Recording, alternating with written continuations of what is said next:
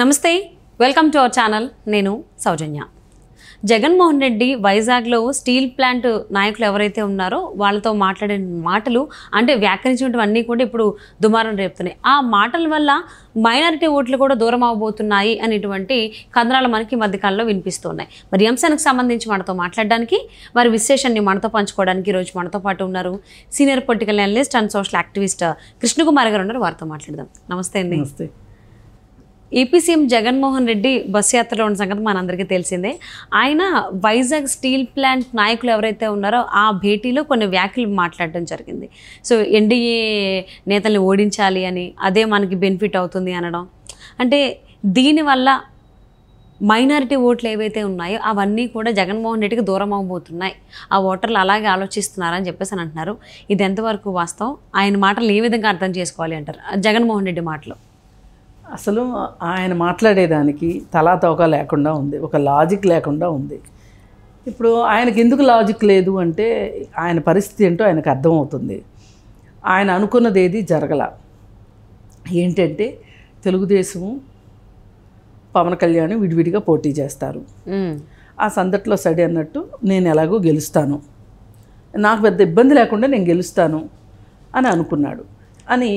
అనుకుని వాళ్ళిద్దరూ ఎక్కడ ఒకటవుతారో, వాళ్ళిద్దరూ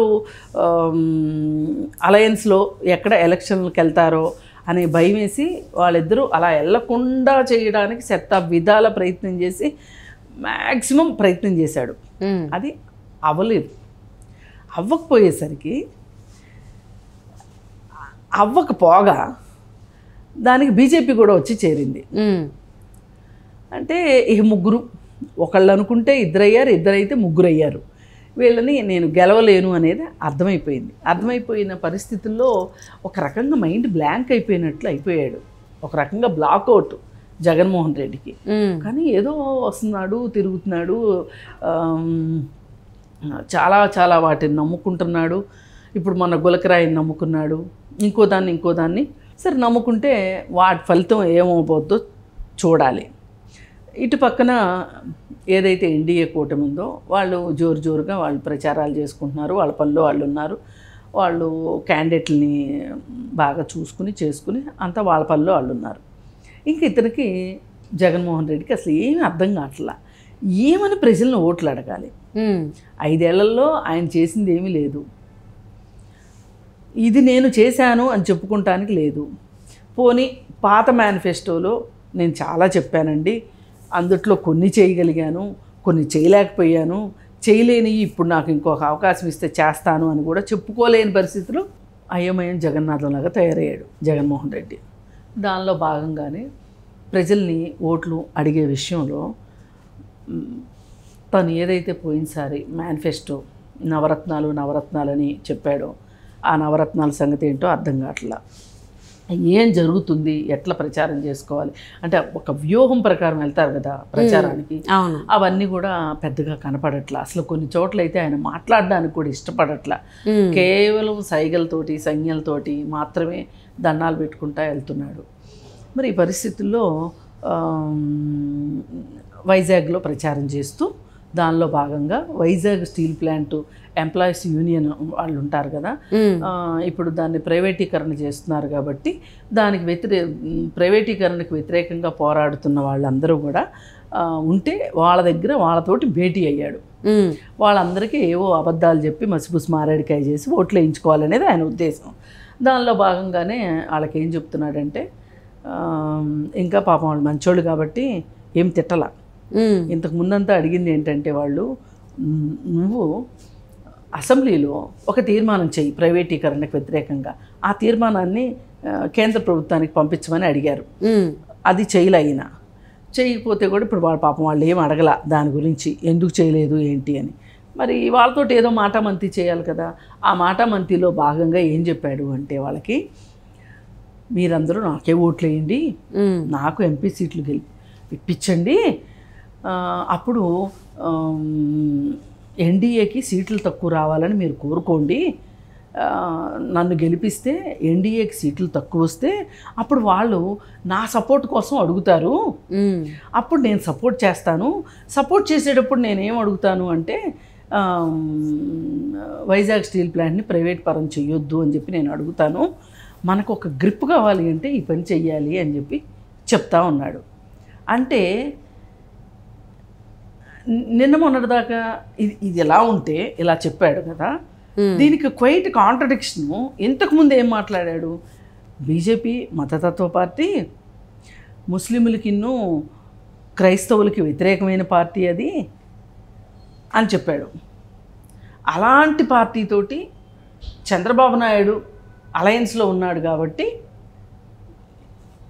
ముస్లింలారా, మైనారిటీలారా, క్రైస్తవులారా అందరూ మీరు నాతో రండి అని చెప్పాడు. సరే వాళ్ళందరూ ఈయనతోటి వస్తారని అనుకుందాం. పోనీ ఆయన చెప్పిన దాని ప్రకారం చంద్రబాబు నాయుడికి ఓట్లు వేయరు, ఈయన్నే గెలిపిస్తారు. మరి ఇప్పుడు ఈయన ఎవరిని అడగబోతున్నాడు రేపొద్దున గెలిచిన తర్వాత? అదే ముస్లిం వ్యతిరేకి, అదే క్రైస్తవ వ్యతిరేకి అయిన మోడీ దగ్గరికే ఈయన వెళ్తానంటుంది. అలాంటప్పుడు ఆయన దగ్గరికి వెళ్ళేటప్పుడు ఇంక నీ కోటేసిన తర్వాత నువ్వు గెలిచిన తర్వాత నువ్వు మా కోసం చేస్తావో, నీ కేసులు పనిచేసుకుంటావో ఎవరికి తెలుసు?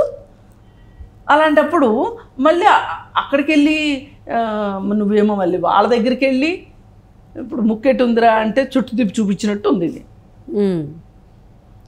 అందుకని ప్రజలు బాగానే గమనిస్తూ ఉంటారు. అయితే ఇలా ఉన్న జగన్మోహన్ రెడ్డి పరిస్థితి, ఆయన వ్యూహం ఏంటో ఆయనకి అర్థం కావట్లేదు, వినేవాళ్ళకి అర్థం కావట్లేదు. కాకపోతే ఒకటైతే అర్థమవుతుంది, ఏంటి అంటే అతను ఏదో ఒకటి చెప్పి ఎలాగోలా ఓట్లు వేయించుకోవాలి అనే ఒక ఉద్దేశంలో ఉన్నాడు తప్పితే అతను ఇదమిద్దంగా నా ప్లాన్ ఇది, నా మేనిఫెస్టో ఇది, నేను ఇంతకుముందు ఇది చేశాను, ఇప్పుడు ఇది చేయబోతున్నాను, ఇలాంటి ఒక పకడ్బందీ ప్రణాళికలో అయితే జగన్మోహన్ రెడ్డి లేడు అనేది అర్థమైపోతుంది.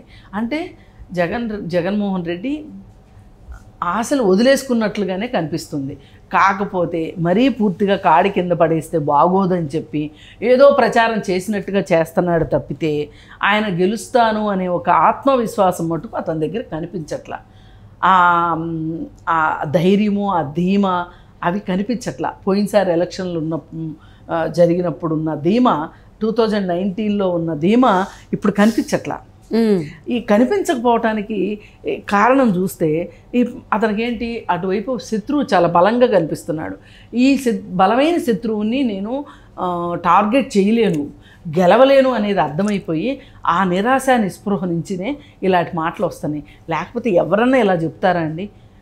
నాకు ఇవ్వండి, సీట్లు ఇవ్వండి, ఇస్తే అటు ఎన్డీఏ ఉన్నా లేకపోతే ఒకవైపు ఇండియా కూటమి వచ్చినా ఎవరు వచ్చినా సరే నా బలంతో నేను వాళ్ళ మెడలు వంచుతాను అనే మాట రావాల్సింది పోయి లాస్ట్ ఇయర్ అదే వచ్చింది కదా. లాస్ట్ టైం ఎన్నికలప్పుడు ఏం చెప్పాడు, మీరు నాకు 25కి 25 ఇప్పించండి, నేను కేంద్రం మెడలు వంచి స్పెషల్ స్టేటస్ తీసుకొస్తాను అని చెప్పాడు. ఇప్పుడు వాళ్ళు కూడా ఓడిపోతే ఎట్లా అనే ఒక ప్లాన్ ఏ ప్లాన్ బి ఉండాలి కదా. అవును, నాకు గెలిపించండి, నా సీట్లు వాళ్ళకే అవసరం అవుతాయి అని చెప్తున్నాడు. అంటే ఇండైరెక్ట్గా ఏం చెప్తున్నాడు, వాళ్ళే అధికారంలోకి వస్తారని చెప్తున్నాడు. ఇప్పుడు వాళ్ళే అధికారంలోకి వచ్చేటప్పుడు వాళ్ళతో కలిసి పోటీ చేసిన చంద్రబాబు నాయుడికి ఎక్కువ పలుకుబడి ఉంటుందా? ఢిల్లీలో వ్యతిరేకంగా ఉన్న నీకు ఎక్కువ పలుకుబడి ఉంటుందా? పైగా నువ్వు ఏ ఉద్దేశంతో అయితే ముస్లింలు, మైనార్టీలు, క్రిస్టియన్లు చంద్రబాబు నాయుడు వైపు లేరు, నా వైపే ఉన్నారు అని నువ్వు చెప్తున్నావో ఆ చెప్తున్న మాటకి పూర్తి విరుద్ధంగా ఉంది కదా ఇక్కడ. ఇప్పుడు బీజేపీ ముస్లిం వ్యతిరేకి, క్రైస్తవ వ్యతిరేకి, ఓకే ఒప్పుకుందాం. అలాంటి పార్టీతోటి జతగట్టిన చంద్రబాబు నాయుడు కూడా వాళ్ళకి వ్యతిరేకనే అనుకుందాం నువ్వు చెప్పిన మాట ప్రకారమే. ఇప్పుడు నీకు సీట్లు వస్తే నువ్వు ఎవరి మెడలు ఉంచుతానంటున్నావు? కేంద్రం మెడలనే అంటున్నాడు కదా. అంటే బీజేపీ మెడలే కదా నువ్వు ఉంచుతానంటుంది. మరి బీజేపీకి నేను సపోర్ట్ ఇస్తాను కాబట్టి నా దగ్గర సీట్లు ఉంటే మీ సమస్యలు పరిష్కారం అవుతాయి అని చెప్తున్నాడు. అంటే దీన్ని బట్టి ఏంటంటే అసలు ఆయన చాలా గజిబిజి గందరగోళంలో ఉన్నాడు అనేది దీన్ని బట్టి మనకు అర్థమవుతుంది. మరి అలాంటప్పుడు అసలు నీ వైపు మాత్రం ముస్లింలను క్రైస్తవులు ఎట్లా ఉంటారు?